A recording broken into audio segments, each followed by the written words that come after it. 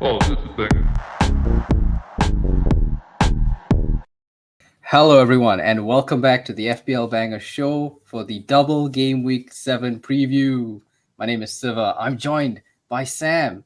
Sam, okay, I've listened to way too much FPL content this week, which has been derogatory, dismissive of this Double Game Week. So let's be the one show, Sam, that not only is excited about Burnley and Luton having a double game week, but the only show that actually knows what these two teams are all about. What do you say? Sure, Siva. Yeah. I'm personally I'm not that enthusiastic about this double game week, but we can be on behalf of people who are interested in Burnley and Luton players.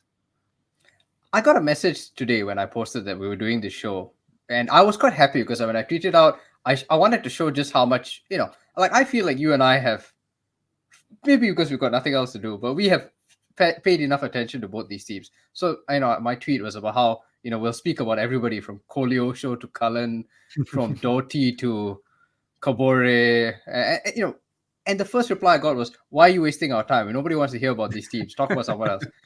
And so I'm interested, and why is the reaction to this double game week so different from we were there for Watford, right? Everyone had Josh King, everyone had Emmanuel Dennis. We were there for Weghorst, we were there for Shane Duffy. Maybe we didn't all captain Shane Duffy, right? But it was 5-6 years ago. But everybody was there. Why is this double game week been so? Is it just because they're promoted teams that people don't know them, hence they don't care, or is it because the fixtures are just that bad? I think it's not bad fixtures. They're pretty decent fixtures, I think. It's more that the two teams, with all due respect, are kind of bad. And that's trying to put it lightly. I mean, they have 1 point each, right? Yeah. So, I mean, even the other teams, like you mentioned, Burnleys, the Watfords, at that point where they were at their double game week, they had decent assets. Assets who, like, okay, I could take a punt on them. Right now, for these two teams, there are very, very few assets. Even you could take the risk, but the odds of it paying off is kind of low, I think. But yeah, we'll still talk about it. Because being FPL addicts, I think any double game week kind of poisons your mind. Like we can't help ourselves. We're addicted to double game weeks. Yeah, I think what we will give ultimately is what I hope is an informed but balanced take. Like we've paid a lot of attention to these teams, and we've done a lot of work into trying to figure out who the best assets are, but we won't go overboard in terms of buying these guys because we're quite realistic. But I think what you said, and I think you've sort of picked out the main point. It's too early in the season. We're only at game week 6. People don't know these teams. I'm willing to bet that Burnley United is probably the first time most people had ever watched a Burnley game. And I'd be surprised if many people have ever watched a Luton game because they've not played any of the big teams. They played Chelsea, right? So as I said, I'd be surprised if anybody has seen Luton because they've not played any of the big teams. Okay. Yeah. Okay. But yeah, so I think that's quite common. You get a lot of opinions about teams based on if have the big four played them, has a United played them, has an Arsenal played them, then people have opinions. Like that day when I was watching Burnley United, right? And I knew going in, and this is why I didn't have any United assets, I figured Burnley would give United a good game. I wasn't surprised. And Burnley, first 20 minutes were all over United. Amdouni could have scored. He had a save from Anana. He hits the post. Koleosho was rinsing Dalot. Got him a yellow card inside the first 50 minutes. Then went to the other side, got Reguilon booked. A lot of people were like, wow, this Burnley team, they're not bad. I wasn't surprised. Obviously, Burnley didn't win. What did you take from that game? Because that's the last time we saw Burnley's first team play. Obviously, they played the second team in the Carabao Cup and won, which is not really relevant. What did you think about Burnley from that performance? Yeah, I think similar to what you said, Burnley were really respectable in that game. Could have easily won, I think. I think but it's partly Burnley being decent and United being pretty bad. So we have to balance both sides. But yeah, I'm impressed by Burnley more so than I've been the entire season for Luton. Yeah, I think, which is what I think we said on a few weeks ago. We felt like Burnley will still be the best of the promoted teams. Obviously, Sheffield United have thrown in the towel very early, 8-0 at Newcastle. Um, And I think what? people need to consider Burnley's fixtures as well, because in the first 6 weeks, or 5 weeks, sorry, because they missed one game, right? They've played Yeah, City, Villa, Spurs, and United, with Nottingham in between. So those are really tough fixtures. So when you look at the stats, yes, they've considered this many goals, they haven't got, but yeah, but those are really tough games for them, and they've played easier games are on European the opposition. horizon. Yeah, yeah, tough. Like you said, all of them are playing in Europe. Yeah, and I think the one game that you could say they ought to have got something from in terms of standing of the team is Forest, and they did get a point there.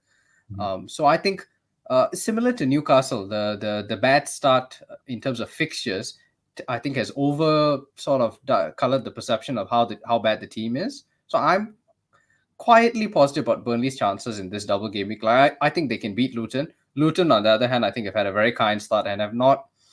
They are getting better, but like should have beaten Wolves last week. I think they've had like 2+ XG and still couldn't beat a 10-man Wolves. And then they got knocked out at the cup by Exeter like 2 days ago. Yeah, yeah. I mean, they did rotate. They did rotate fairly, but it's still it's got to be demoralizing. And they subbed on all their good guys. I don't know if you saw. Issa Kabore is the one who committed the error, so everybody has Kabore and probably may play him this week. Let's before we get into it, all of this, would you be bringing in any double game week asset this week? If I was on a free transfer, no. Hmm. Like, I would Okay. not be wasting my free transfer on one of these guys, because the chance of a payoff is so slim, and I don't think any of them have even haul potential, right? Like if you can even Yeah. get 5 or 6 points for any of them, you'll be happy. So I wouldn't waste a free transfer on it. If I was on a wild card though, then I would, if you're looking for a bench fodder, you could swap whoever your bench is, your fodder is, for a Burnley player, a Luton player, and play them this week, and then bench them till oblivion from next game week onwards. I don't think you're far off, and I think the reason why, ultimately, just with much reluctance, I've come to the same conclusion that if you shouldn't be using transfers on Burnley and Luton assets unless, and I would caveat one small point here, if you're wildcarding next week, then I don't care because it's a 1 week punt, so you do what you want. Or if you're wildcarding game week 9, which a lot of people are, then fair enough. I think it's okay. The reason I think you shouldn't probably go into this double too heavily is because if we look at fixtures, and let's bring it up now. Okay. So these are win probabilities, some stats here, but this makes our work a bit easier.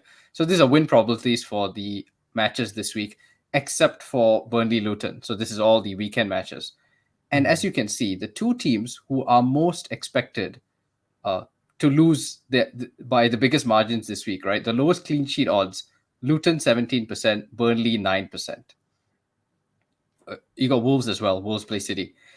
So, I mean, this is the first time I've seen Everton with 46% clean sheet, right? Like, Everton have never been top of any clean sheet metric this whole season. Jordan Pickford, anybody who owns Jordan Pickford is suffering, but they are top here. That's how bad the bookies have Luton.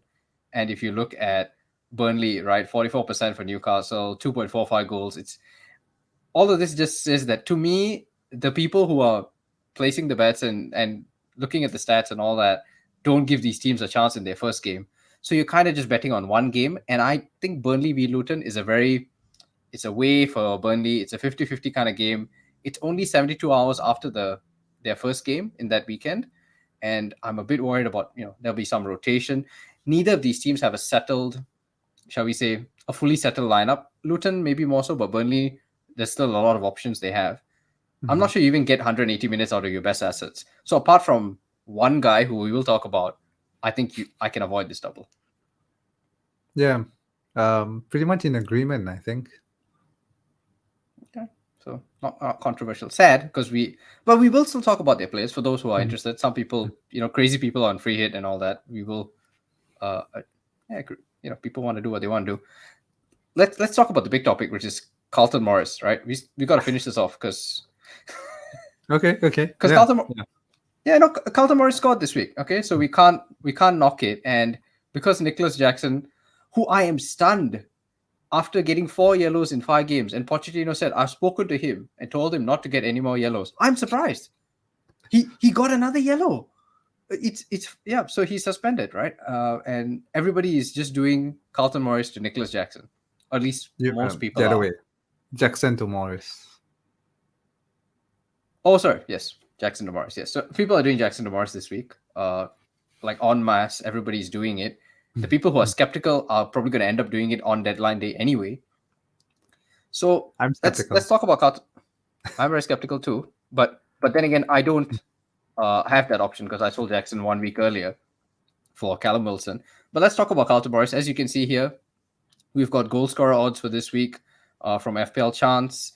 We retweeted him. He's very underfollowed. Please follow him. But 44% for Carlton Morris. When you add up, I have questions about whether this is a mathematically valid way of doing this. But when you add up his odds for both games, he's got 44% chance of scoring. He's the highest in terms of double gaming assets. He's third highest for the whole week. Amdouni, I love Amdouni, but his minutes just aren't high enough. So he's way down on 32%, as you can see on the screen. And if you look at some stats, just some. Okay, this is from Fantasy Football Scout. Morris is top for shots amongst Luton players with 13 shots. Luton take a lot of shots. He's on pens. He's only scored 2 goals so far, both pens. I mean, Luton have only scored 3 goals so far. Oh, yeah. Yes, but the positive of it is that he scored 2 of those 3, and I believe he assisted the other one. That's correct. He did. I had to watch a very painful West Ham Luton game on what was a late Friday night for us, so I can tell you. And I lost my Areola clean sheet with 2 minutes to go. So yes, I do remember that game. Yeah, so it doesn't get more talismanic than this, than being involved in every single goal your team has scored. So what's the thought process on Carlton Morris, right? For those people, especially, okay, now I think we set our starting point early on, which was if you're not wildcarding anytime soon, all of these guys are probably bad ideas simply because they're going to take up space in your team and you can get better assets for very similar prices, right? Instead of a 5 million mid from Burnley, I love Koleosho, for example. He's 5 million, or even Aaron Ramsey, brother of Jacob Ramsey. Not related to the Welsh Aaron Ramsey.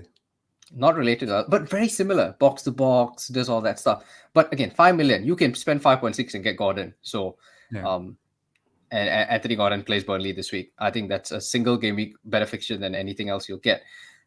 But Carlton Morris specifically for those who are going to wildcard soon, because a lot of people who are doing this are going to wildcard next week or the week after. How do you feel about it? And let's address the question at the top of the show. How do you feel about people who are going to captain him? Whoa. Okay. I think if you want to take an attacking punt on a double game week player, basically your options are only Morris and Morris, right?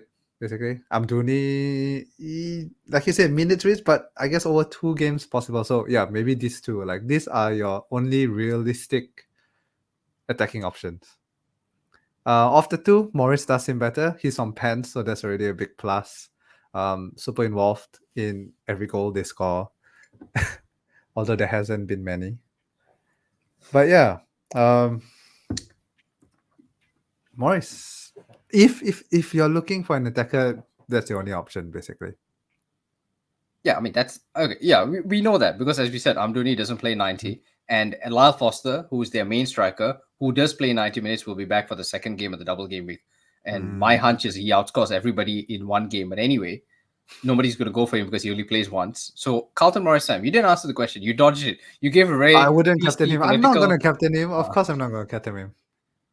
Yeah, but how do you feel about bringing him would do that? Okay, but you're somebody. See, I've used my wildcard, so this is not relevant to me. But you have your wildcard still. Let's just say you're wildcarding next week. Would you not be slightly tempted? Double game week guy, two shots at it. You know, if he scores a pen, he's probably getting max bonus because they don't do anything else in build up. I mean, to be fair, he's already had 5 bonus points, right? So every Yeah. time he scores, he gets a bonus point, which is great. The problem is after that, unless you're just planning to bench him forever. No, assume you're wildcarding next week or the week after. I think Mm. this is going to be the case for most people, who haven't used the wildcard yet, are looking at Game Week 8, Game Week 9. Some looking longer. But let's talk Okay, about so the... just as a single game week punt. Then Yeah. yeah, sounds great. Sounds great. Okay. I think on a single game week he got 2 games, a pen in 1 game, and it pretty much should pay off already, depending on who you're taking off. If you're suddenly Jackson scores a hat trick or something like that, but Yeah. Well, Jackson's not playing this week, mate. You're safe. oh yeah. Okay, so if Jackson is going out, then that's fine, I guess. Yeah, go for it. Good. I didn't think this was a controversial opinion. I don't know why it is. I mean, for people who don't have a wildcard, I think it's an issue, or don't want to play their wildcard soon, it's an issue because I've looked at it, and keeping 5.5 million on a forward on the bench for the next 10 weeks while you try and fit Salah and Son and Saka and all these other guys, it's not going to help. And you're probably never going to want to play this guy again. But I think 1 week, one shot, you get 2 games, he gets 1 pen, he gets lucky. The refs in this league are stupid, as far as I can tell. He shouldn't have got the pen this week. Okay, hit the guy's foot and then he hits his hand. Oh, that's a handball. Like, I don't know. So yeah, I mean, you go for it. Talisman, likely to play 90. He's played 90 in all but 1 so far. And they have nothing else. Like, this team has nothing else. If they don't win against Burnley at home, they're never going to win this season. So I think... Yeah, I mean, Burnley did finish top of the league championship last year, right? When they got promoted by a big margin. Yeah. They were the best team in the league. I wouldn't be surprised if they lose to Burnley. But anyway, yeah, but that doesn't mean they can't score. So Carlton Morris is probably your best bet and only bet, I guess. Yeah. Would you bring in any of these other guys? Issa Kabore, Alfie Doughty, who's really creative. I'm not going to waste time talking to you about who they are. You're never going to care about these people after this week. But they've got 2 wing backs. One is Doughty, 4.4. Kabore is 4.0. A lot of people started the season with Kabore. And of course, on the Burnley side, well, they're not... We've got our good friend, Amin Al-Dakhil, 4.0 defender. Now My playing... favorite. My guy. Yeah, your FM legend. I will try and give this one some thought because I have already used my wildcard and I have considered making a transfer for one of these defenders. I'll tell you why, because it sounds crazy. It gets cash out of my defense, and long term, that's going to be really useful to me if I want to get Salah in without the wildcard.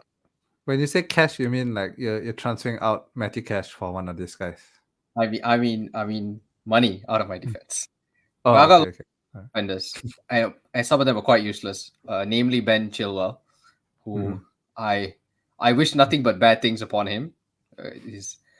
I don't know how he's managed to come back, and finally, I thought Ben Chilwell, he's back in the damn team, right?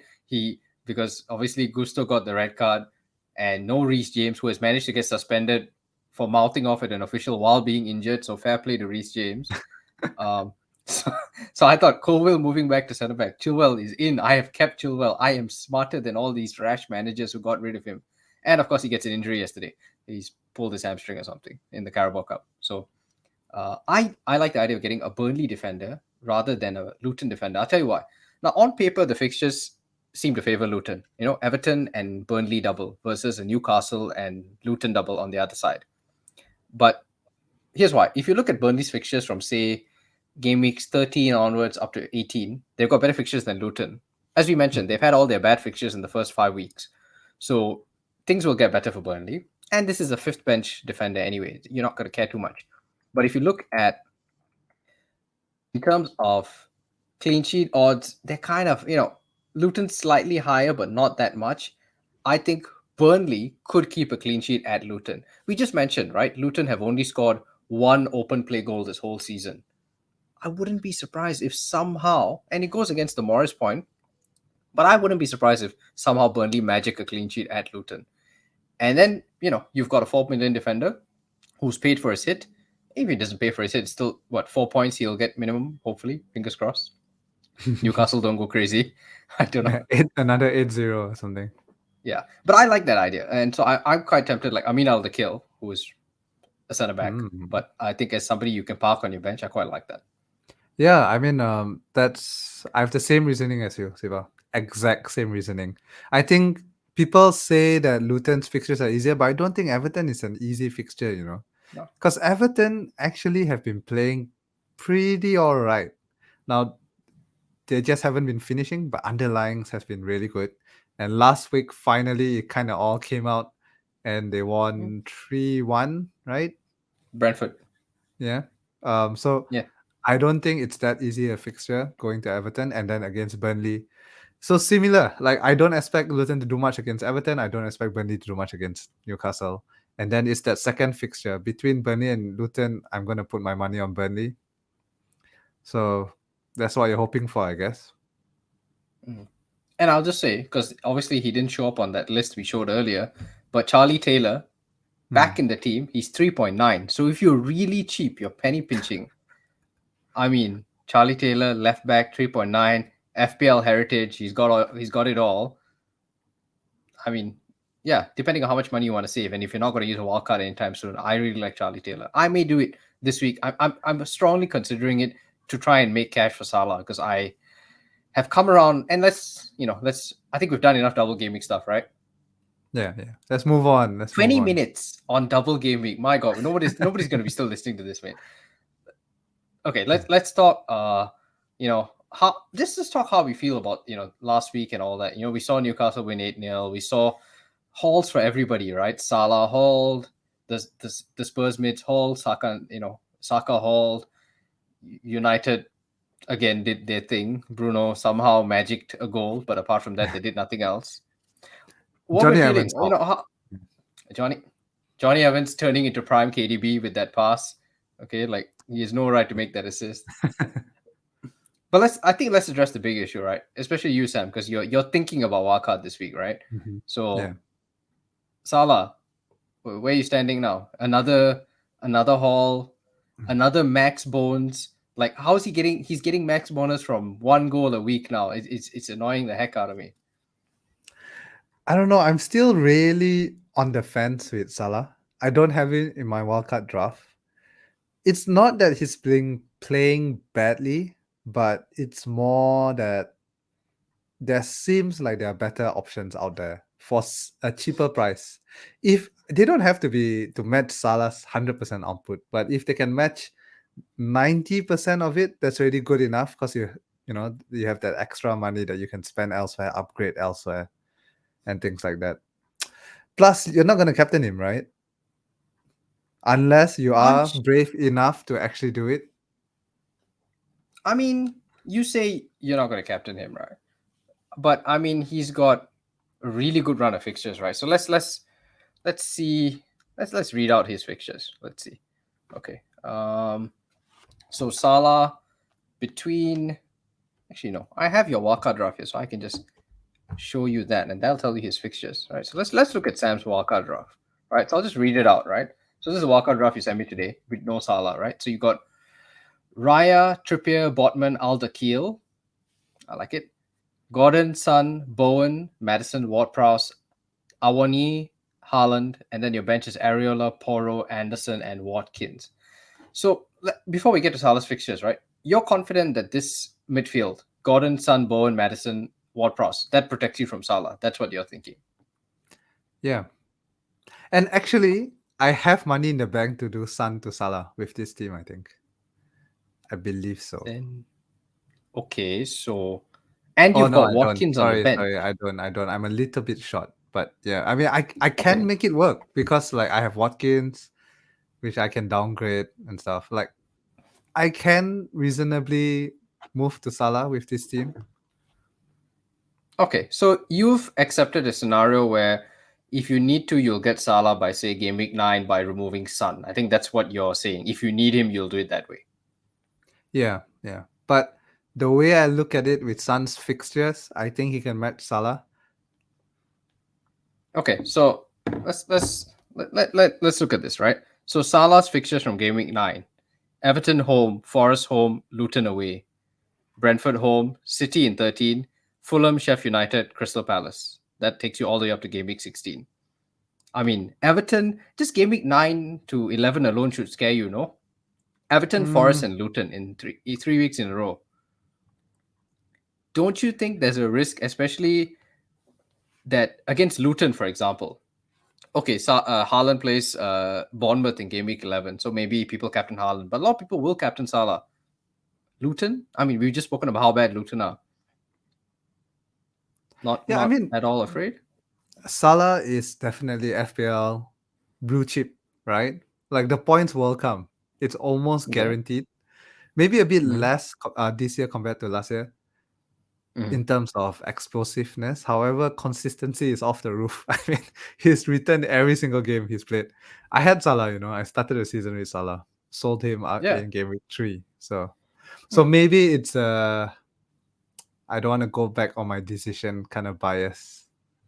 Mm. But what I'm saying is that yes, he will score points.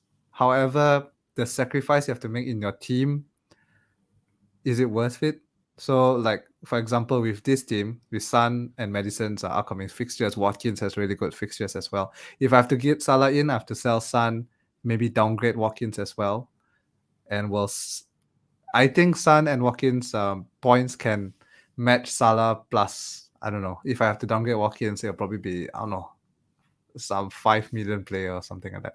But do you get what I'm saying? Like the replacement Son in my case doesn't have to match Salah's points. It just needs to be somewhat near it, 90%. Yeah, I mean, I get that. And I guess the easy answer is, instead of, you don't get Saka with this draft, right? So, but how do you get around that? You got no Saka, you make do with, say, Musa Diaby, right? That's your alternative. You sell Son to get Salah, so now you're using Gordon instead, or Madison to cover, the fact that you don't have Son. You're making some sacrifices, and you're still keeping Trippier. I guess the issue is just that, are you comfortable going against Salah in weeks where he may be a majority captain, which you know you have Haaland in this draft, Mm-hmm. and you typically oppose Haaland. Some people have suggested, why not you just get rid of Haaland and have Salah for that week, that entire run from game week 9 onwards. So have you I considered doing that? I don't like to talk about EO, but at 90+% ownership, that's just way too high, man. It's too much to bet against. So Okay, yeah. However, I think.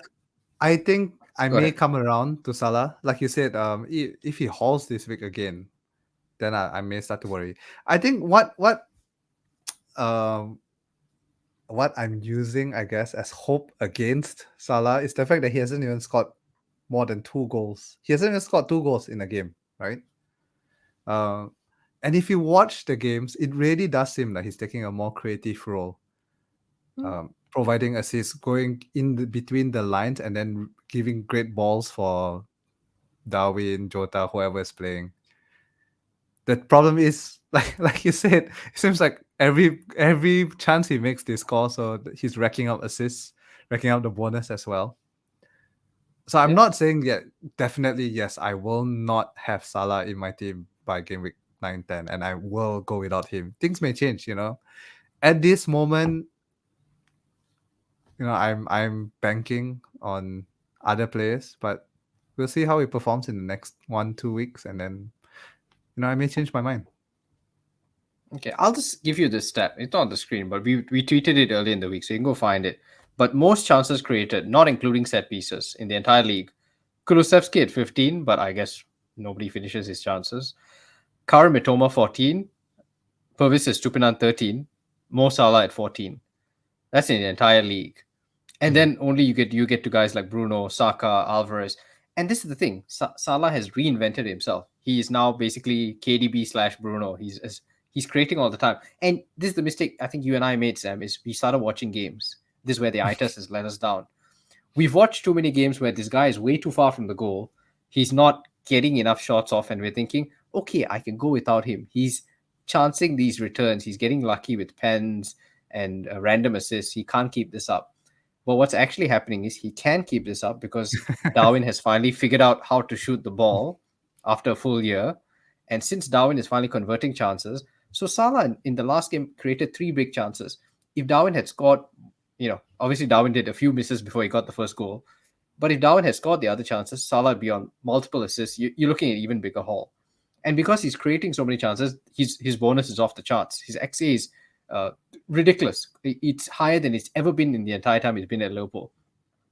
So I think starting perception was Salah you can avoid because he's not worth the money. He's not the goal scorer anymore. He's a creator. He's too far out on the wing. Don't care about him because we watch matches.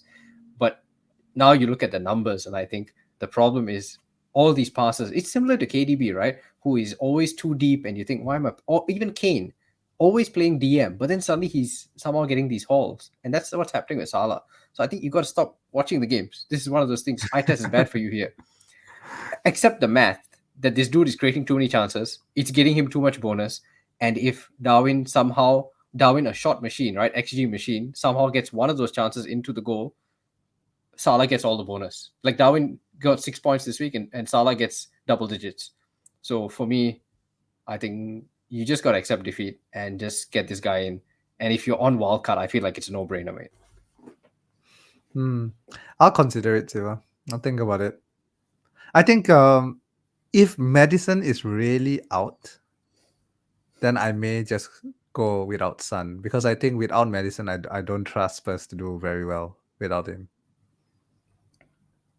Yeah, I don't know. I think there's a lot of factors to consider. So yeah, the flags have made it more interesting, and annoyingly have probably made it easier for some people. Like now their decisions, a lot of flags, which we are not going to talk about because nothing's confirmed. We are recording this on Thursday morning or evening, depending on where you are. So nothing is confirmed.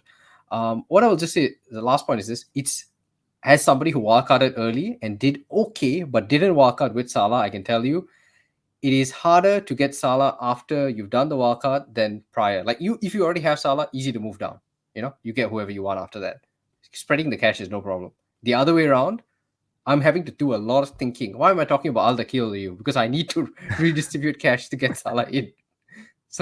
So to avoid all that, and I'm going to have to do a lot of weird moves and take some random hits to make this work. And I'm still like cutting it short, like maybe 1.2, 0.1 mil short. I think, mate, don't try and, I don't know. This is one of those bets you don't want to take for me. Okay, fair advice, I think. Like, getting Salah in is definitely the safer play right now, I guess. It's not just it's the safe. I mean, okay, forget safety, just common sense, right? So a lot of people talk about Darwin, and I'm excited by Darwin. We love being creative here, but Darwin's first game you're gonna want him is game week 9. He plays in Uruguay against Brazil 3 days before that. I mean and then you think he's gonna come back and play Saturday afternoon 12:30 kickoff? I'm almost certain if he plays, he's gonna come off early, and it's all those things. And again, he's not getting the bonus that Salah's getting. So even if he comes and he starts and he hauls, Salah's haul is probably going to be higher. So I just think, you got to go with the guy who is the only nailed attacker in that lineup, which Liverpool has finally clicked. And this is the guy who is actually going to play 90 minutes each week, unlike all the rest. Okay, so enough Salah propaganda. I've bullied you into silence. Salah is a great FPL asset. I've never denied that. Okay, good. So enough Salah hype. Let's go back to fixtures this week. Okay, okay. So we've done Liverpool. Do we need to talk about City? I mean, I don't think so. Like, if you have Alvarez, let's pause the Carlton Morris hype. I'm not selling Alvarez for Morris. Like, I don't care that Alvarez played midweek and played 75 minutes. He's playing Wolves. Like, Wolves were awful against Luton, and I will take any Man City attacker even for 60 minutes against Wolves.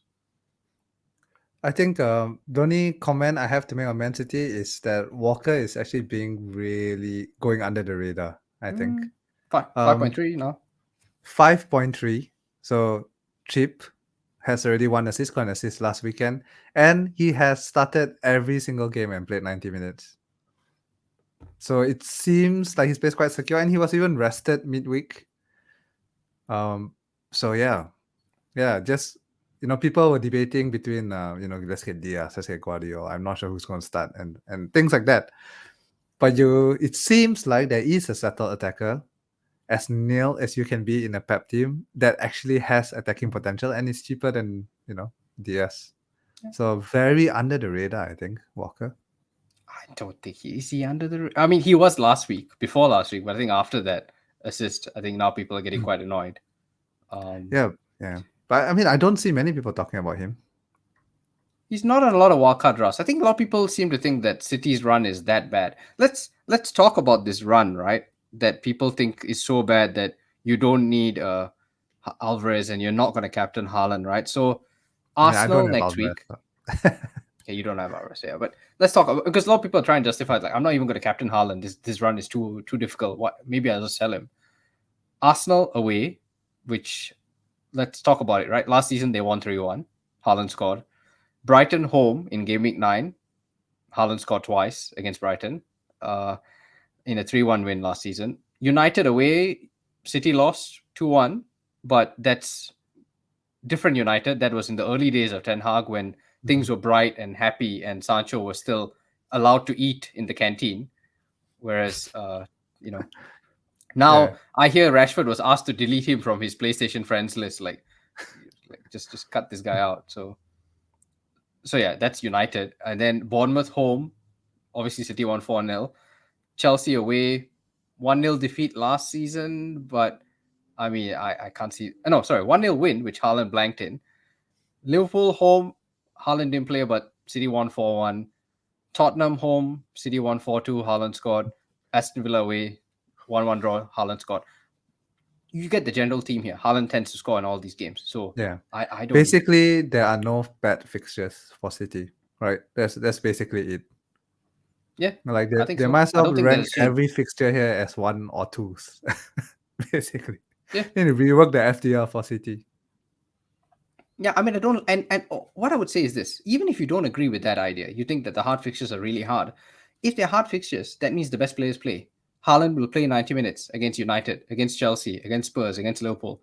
Alvarez will probably play 90 minutes as well, because these are the games in which he makes sure you come out and show up. So that's even better for these guys. Like, what do we want from City assets the most? Is it games? Not really. We want minutes. That's the hardest thing to get. If you can get 90 minutes out of all these guys, you're happy. Minutes equals points in a City team. Okay, good. I think that was let's keep rolling. Spurs mids. So we both kept Son Madison, right, this week, and we both had their hauls. Feel very good about that. I'm glad you really didn't sell me on United. Like, I was tempted to do Son to maybe Rashford or Bruno, and you really didn't. You didn't give me encouragement, and it was good. And then I just reading about Ten Hag and his ballness. I think Arturo Vidal said this week, like, these ball guys are very complicated. Like he's yeah. I think he was talking about Pep, right? But yeah. No, he was talking about Ten Hag, because he was like, is how it? is Ten Hag, banish players from the dressing room and all that. And I don't know, man. Okay. Let's talk about Spurs and United hand in hand, because I think that makes a lot of decisions for people who are on wildcard this week. Do you hold off? Let's talk FPL. Andy gets a lot of grief for this because he's got double United mids and he's holding on to Bruno and Rashford for dear life. But people are activating the wildcard to run away from them. So, and to get Spurs mids, basically. So what's the deal? Like, I feel United, at the start of the week, I was way off them, but then they did beat Palace. They beat Palace 3-0. Amrabat started, Mount started. Palace didn't even play their best team. So it wasn't that. I mean, okay, no offense, but Palace, I mean, their best team isn't like, world beaters. They're not. I don't think them resting Joel Ward and Mark Gahey and Eze, to be fair, but I don't think that's a massive drop off. Were you not impressed by? Mark Gahey is a big Came on. drop off, I think. I mean, they basically did not play their entire back four, right? Yeah, but a lot of those guys came on, right? So obviously they started with Dean Henderson, who then came off after 20 minutes. Sam Johnson came on. They did play Mitchell. They didn't play Joachim Anderson, sure. But I mean, didn't play. They played Gahey, who did come on later. Didn't start Eze. Eze came on later. Obviously, Odson Edwards injured. Okay, but let's not waste time talking about Palace. Let's just talk about United, right? Because you had guys back who weren't there for Burnley.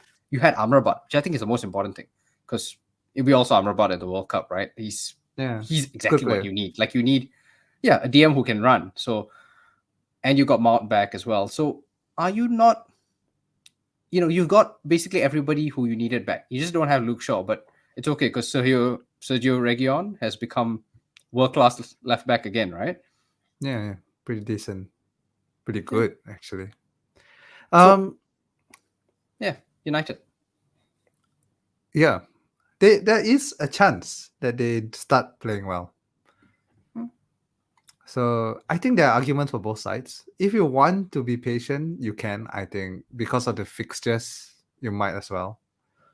But if you're on a wild card and you want to take them off for Spurs players who are already playing well, do you get what I'm saying? It's like you're holding on to players that you're hoping will start playing well versus a player at the same price or cheaper that are already playing well, who already have the form.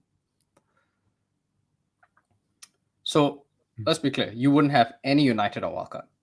I mean, I'm taking out Rashford on my wild card, so Okay. Rashford, explain to me Rashford, because I thought start of the season I was quite smart by saying Rashford is way better than Bruno. But as the games have progressed, I don't understand what Rashford's doing. Like, I watched him against Burnley and he got into so much space. But then from a position where he's got like five defenders in front of him, he beats everyone and then he decides I'm going to take a shot from here instead of like Casemiro's next to him open and he's just not interested in passing. And I don't understand. Like, what's the deal with Rashford this season? What's happening? no, but Rashford has done that all the time. It's been quite an old complaint on Rashford actually. I guess So it's because they used to nothing go in the new. back of the nets. So Yeah, you used to yeah. score. I mean, Yeah. this is one example where it didn't come off, but there are plenty of Mm. examples where it did come off. He's a goal scorer. It's in his nature. He will always take shots. It has been a big criticism on him that he's a bit too selfish. He doesn't really look up enough to find Is, sorry, my is your daughter daughter is just coming to screaming. give her opinion about United? Yeah, yeah. But it's been a criticism for some time. Not surprised by it. It's just when things are flowing and it's all going well, it doesn't really matter. But right now things are not flowing. It's not going well. Therefore, I'm just gonna take United players off. I think Okay. yes, they have new players coming in. Yes, it may start working out well. But until it does, I'm more of a let's see the results first kind of guy. Yeah. I think I'm content to wait until after game week 10. So, yes, you miss out on Sheffield United in game week 9, which is an away fixture. But I think we have to I think the 8-0 for Sheffield United it has happened already. It will, it is unlikely to repeat itself. Like Bournemouth lost 9-0 last season.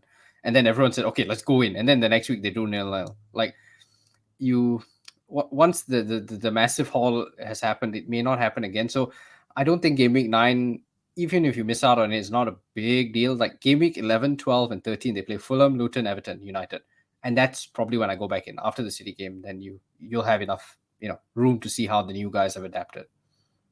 Yeah. Okay.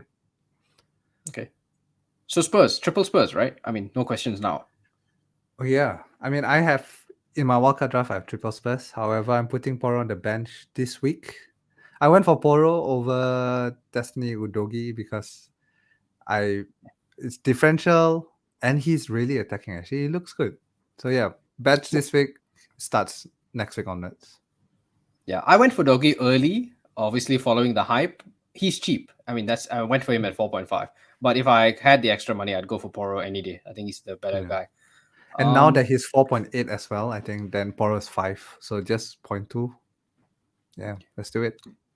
yeah. So moving off sort of the wildcard structure, because there's no point discussing Saka. We don't know if he's flagged. It changes everything. If he's available, I guess. If Saka's available, you have him a wildcard. Yeah, I think I will try to fit him in because I really feel that Saka is just a long term, maybe even a full season whole. I think similar to Salah, I have been guilty of allowing my eye test to try and tell me Mhm. that I can go without Saka because again, same thing. XG is not that great. Very wide in most of the games. Doesn't take enough shots near the goal. When he does, you saw this week's haul. It's a shot from range, which Romero kicks into his own goal, and then it's a pen, and it's a very random pen. But he keeps doing this, and he is this only teams like Arsenal still haven't really got going fully. Obviously, Jesus coming back has helped, but they're just so heavily relying on this guy to just do something special, and it happens. Still on all the set pieces, so from his angle anyway. So still great for bonus. And EO is just too high, man. He's at 80% EO. So I'm getting, if Son didn't score last week, I'd be screwed. So like I think it's just one of those bets that's too big to have, similar to Salah on a smaller level. Yeah, I think Saka you gotta have. And hopefully he's injured this week. I have Raya this week. I'm gonna bring in Raya in my wildcard draft. Yeah. I like it. I mean, what more do you need to say, right? He got 2 bonus in his first game against Everton. Yeah. Arsenal got good fixtures. He is the number one. I mean, Ramsdale played Carabao Cup. So I think Arteta is just being polite by saying they both have a chance. I think that pretty much solidified it for me. When I saw that Ramsdale started the EFL Cup, I was like, okay, Raya's in. And he dropped, his price dropped, so it's 4.8. Relatively cheap for a goalkeeper of his quality, of his caliber. So yeah, I'm Raya's become my keeper now. Yeah, better bonus potential than Gabriel at 4.7, I think. And you've got more attacking defenders you can get. Like you got Matty Cash and all that, Estupinan, who you could get rather than getting a centre back, I think. Yeah, agreed. Let's talk about Newcastle. Okay, so 8-0. You had Botman. I got to the Newcastle game with no Newcastle defense and thought I'm sorted because I had clean sheets from all my defenders. And I thought, what's the worst that these guys could do? Nothing. I mean, okay, a 6-pointer clean sheet. Bring on your worst. So, of course, Botman scores his first goal in 50 games. His first ever goal for Newcastle. Dan Burn, who never scores. Kieran Trippier, who had 7 assists last season, whole season, scored 3 assists in one game. Okay, so like, okay, you enjoy your haul, mate. I'm so annoyed, but at least I don't know Fabian Schär because I think Fabian Schär owners must be crying somewhere because to see all the other defenders return and then he gets 6 points. And I think it's really impressive that they somehow managed to have 8 different scorers. I think it's really annoying is what I want to say because I had Callum Wilson. I brought in Callum Wilson for this game and thought I'm a genius. They'll win by a massive figure. He'll get a lot of chances. 2 of those things happened. He had a lot of chances. He had like 4 big chances and they won 8-0, but he gets 1 goal and no bonus. But you got still good for I think. Yeah. He'll probably start this weekend as well, Wilson. So yeah, still good hope. But let's talk about Trippier and Botman, right? Because I don't know, are we going back on our words? You said Trippier is too expensive to have, but he's in your wildcard draft now. So is it a question of you're accepting EO or you're seeing the error of your ways or you are hoping Livramento never plays or keeps coming on after 65 minutes? Because obviously that's what happened this week. Yeah. I mean, first of all, I didn't even know his EO is getting high. I thought no one has Sorry, Trippier. I shouldn't have told you. So I thought Trippier is going to be kind of like a differential kind of thing. Amongst I hate using this term. Amongst nerds on Twitter, yes, his EO isn't that high, but dudes who just switch on the app and play, I mean, his actual ownership is pretty high, mate. Yeah. I mean, it's mostly because I got a lot of money, not having Salah, that I can afford to do these kind of things. And, good fixtures coming up. And I think I said previously, like, I'm not going to spend that money until he shows that the assist potential is coming back. And what a way to show it. 3 assists in 1 game. Why not? I guess that was my thinking. Now, if I am scraping money to get Salah into my team, then he probably will not be there. And I just go alone with Botman. But because I'm not, let's spend the money. Let's do it. I mean, I'll just show you this. I did a wildcard draft that has both Trippier and Salah. So it's Areola, Trippier, Botman, Cash, Salah, Son, Saka, Diaby, Ward-Prowse, Haaland, Alvarez, with Turner, Kabore, Bell, and Archer. So I did this. I mean, obviously, this was just for people who wanted it. You get to fit in Trippier, Salah, Son, and Saka. But I've been told that a lot of people can't afford this draft because TV is quite tight on this. To be fair, I got it to the exact million. And you have no bench, right? You have Kabore, Bell, and Archer on your bench. So it's it's a bit sus. Yeah. Um, But an so easy it kind of fix would be like to just, if you have someone else instead of Trippier, like for example, Estupinan, Estupinan, yeah. yeah, So then that's you the can thing I'm getting at, make a few right? changes. Yeah. I mean, Trippier and Salah. I mean, that's you. If you have Trippier, you're probably giving up one of Salah or Son, right? Mhm. In a normal draft, like this was an exceptional one to get to it. Also, you have no medicine in this draft. I mean, so yeah, mate, you make Yeah, sacrifices, you right? So can't have everyone. Yeah, true. it's an illustrative thing, but yeah. So let's come back to this. Is Trippier worth more than? Is he worth 2 mil more than Botman? I guess that's the real question. Mm, as of now, I can't answer that straight away because he could have like this could be the end of all his assists for the rest of the season. So it's really hard to tell. I would say the first instinct is no, unless you really got so much money that you don't know what to do with it, which you will if you don't have Salah. Then yeah, spend on it. But if you are tight on cash and you need this game, then definitely I think Botman is a worthy replacement for Trippier. Pound for pound, better than Trippier, that's for sure. I'm gonna go out on a limb and say that Trippier is gonna be worth it at the end of the season because let's think about how they returned this week. Botman got a header. Trippier set up 3 assists, right? Set up 3 goals. He set up 2 from set pieces, 1 from a corner, 1 from a free kick, and 1 from open play. Which do you think is more repeatable week to week? It's Trippier, right? Like, Yeah, definitely. Yeah. I mean, yeah, Botman's probably not going to score for the rest of his career. exactly. Who's more likely to come off after 60 minutes if he needs? Look, we discussed this last week and you said Howe won't respect FPL. He'll bring him off early. They were leading 5-0 and he kept him on past 60. So obviously, I don't know what I'm talking about. So he's going to keep him playing past 60 minutes and then take him off for Tino, which is great again for FPL. Trippier, does really well on bonus. He's got just a better pathway to attacking returns. And we discussed this, right? Clean sheets this year going to be hard because of playing 97 minutes, 100 minutes, whatever, all this stuff. Newcastle have done well in the last few weeks, but they are probably going to concede a bunch of 90 plus 5 goals. And when that happens, Trippier is going to be shielded because he has more attacking potential. So, I mean, I think you pay the extra, I feel, and then you come down if you feel like there's no results there rather than doing it the other way around. Same as Salah. Yeah. And you give up somebody, you give up Saka or you give up Son. So you are saying, what if it's between, like, let's say, for example, Salah and Botman versus Son and Trippier? Because it's almost about, I mean, you're a bit short by like 0.5 or 6 or something. No, I mean, you're 0.4. Let's take it. I think that's a fair question. I don't know, man. I don't know what's the answer. I don't know what's the answer.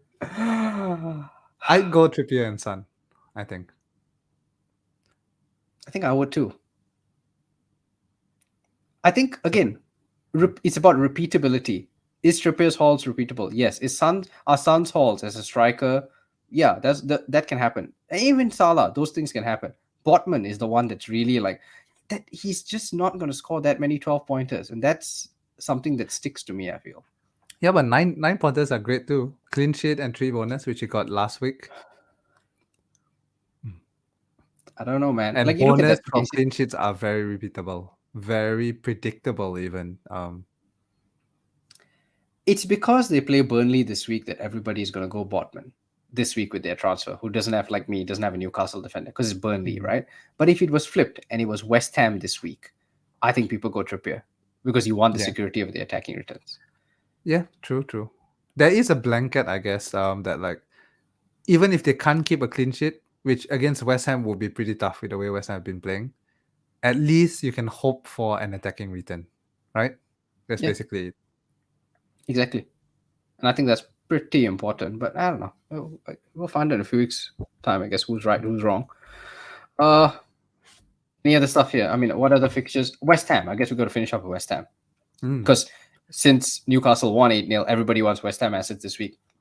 I've got Bowen. I've got the kit as well. I came ready today.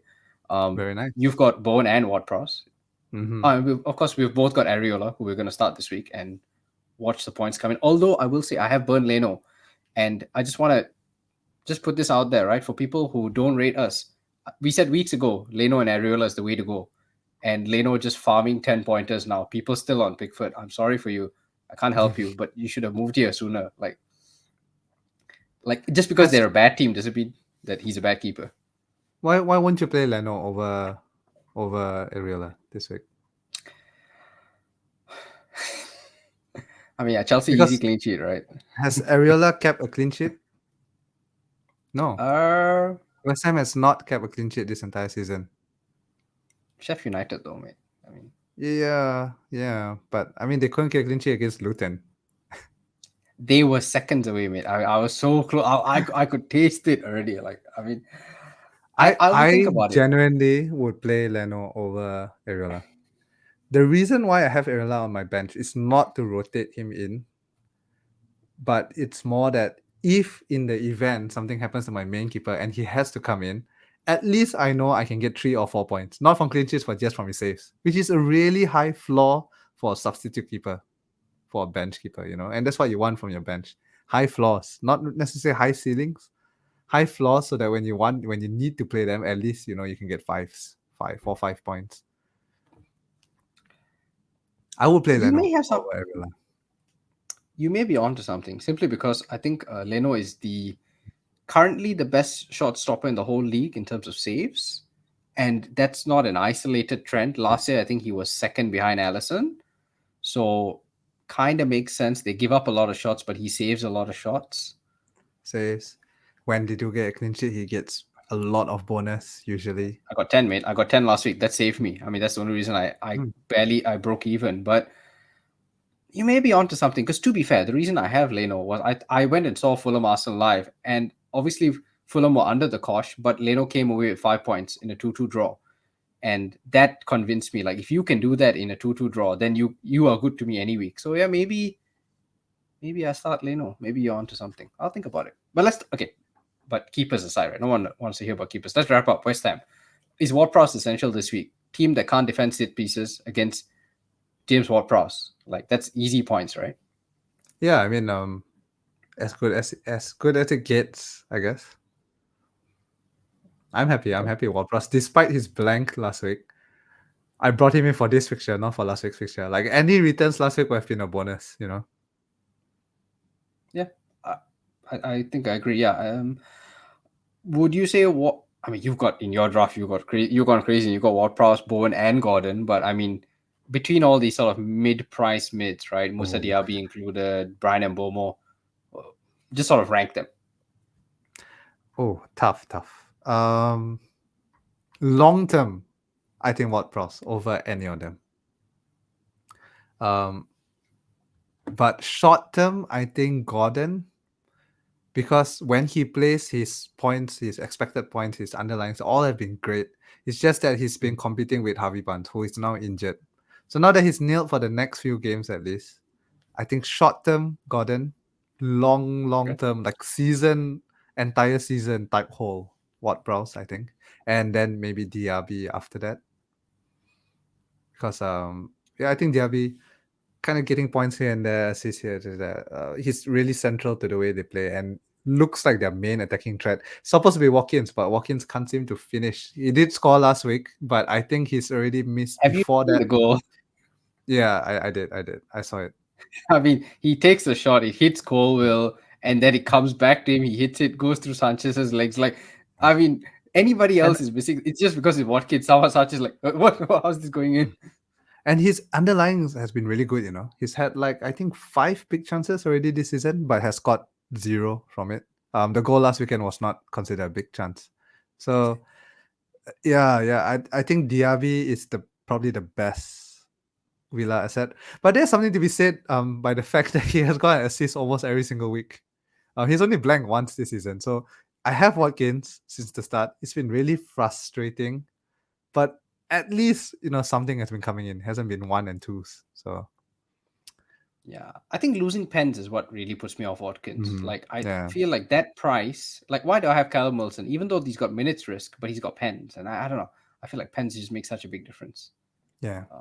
So I have Watkins in my draft, but there is a high chance that I will go without Watkins. We'll have to see. Okay. Let's just say this Ward-Prowse thing isn't just a points chasing thing, right? I posted this for those who may have seen it, but basically he's got 1.4 non-pen XG total for the first 5 games, and that is because he didn't play the first game. So that is 56% of his total XG from last season at Southampton. So he's already reached that in 5 games at West Ham. So he's clearly playing a much more attacking role because they play Alvarez and Souček behind him. So he's got that room to move forward. So yeah, I think Ward-Prowse is, to me, seems like a fairly easy pick. Gordon, are you worried about minutes? Because 2 things. He's obviously got Joe Linton, who could play there. Isak could play left wing as well some games. But more importantly, he's got 4 yellows. And, I know... See, Poch said he spoke to Nicholas Jackson, told him no more yellows, mate, and then he still got it. And I'm sure Eddie Howe has told him no more yellows, but are you scared about that? I am, but that's the benefit of having a strong bench, I guess. If it really comes down to it and he gets a yellow, okay, he sits on my bench for the next few games. That's the yellow part. In terms of minutes, I think it's fairly secured because he does play really well when he came on. And he started the season as the first choice left wing. Barnes slowly got his place from him because he's a bit older, a bit more mature, has been in the league longer, so can be relied on better, I guess. But Gordon has been really good. I know a lot of people were giving him shit because he didn't do so well when he first moved to Newcastle last season. But then he did really well in the youth. I want to say Euros. No, what was the youth? Euro under 21, mate. Under 21, right? Under 21, Euros. right? Yeah, and England he did won. really well for England. And he kind of carried that form in to Newcastle in the start. So yeah, I'm quite happy with him, with Gordon. But again, at that price, if I really needed to move, if he gets a yellow, another yellow and gets banned, I can easily move to Diaby. No problem. Like there's so many options around that price, you know what I mean? Yeah, I guess you find some cash and just go back up to the man, Kaoru Mitoma, mate, who this week, right? Not even on. This is why we all have red arrows or gray arrows this week. Is because Kaoru Mitoma came on and hauled, and everybody who had a game week 1 team and has not touched the team has Kaoru Mitoma. He comes off the bench, he scores 2 goals. He scored after like 10 seconds, and did we make a mistake? Brighton just fixture proof. We should have just never sold. It's so tough, right, Brighton? Because like the reason why we sold is because we knew rotation was coming, and true enough, it really came. Like after the Euro games, Mitoma benched, everyone was benched, and then he came on, he scores midweek again. They lost. He plays. So he started. He plays, but then they lose. He and Estupiñán started against Chelsea, Carabao Cup. Like what for? I don't understand. Yeah, exactly. So it's just so confusing with Brighton assets now. People talk about Pep rotation. I think Brighton rotation is worse, man. I really have no idea. So we'll want them again in game week 10 because they play Fulham, Everton, Sheffield, Nottingham Forest, Chelsea in that run. But they play Liverpool City 8-9, so we can wait for now. But I don't know if you've seen this press conference. Zerbi was asked about, can you give us any injury news, Roberto? And he just said he paused. No. He didn't answer. He didn't want to say. What a legend. I mean, some managers at least take the trouble to lie. This dude he's straight up just not going to tell you anything. So I don't know, man. Brighton. It's just... Okay, I think... Is there any other team we wanted to discuss we didn't discuss? Not really, I think. Yeah. Let's finish off by best single game week punt this week. Pick one.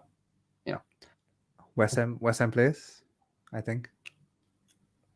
Ward-Prowse or Bowen. Ward-Prowse? Bowen? Okay. Zuma? I can't sell you on Zuma. Tall? Jumps really high? Not. Then after that, what are you going to do with a team that has not kept any clean sheet at all this entire season? See, people say you don't think about practical stuff, Sam, but yeah, you do. Who says that? Who says that? I do. Name them. I do. Anyway, I have Ward-Prowse, Bowen, and Areola, so there's no space for Zuma anyway. Plus, I don't like guys who abuse their cats. I was just gonna make a joke about Zuma goal putting the cat amongst the pigeons or something, but it's in very poor taste. And I don't want to get cancelled, so we won't say that.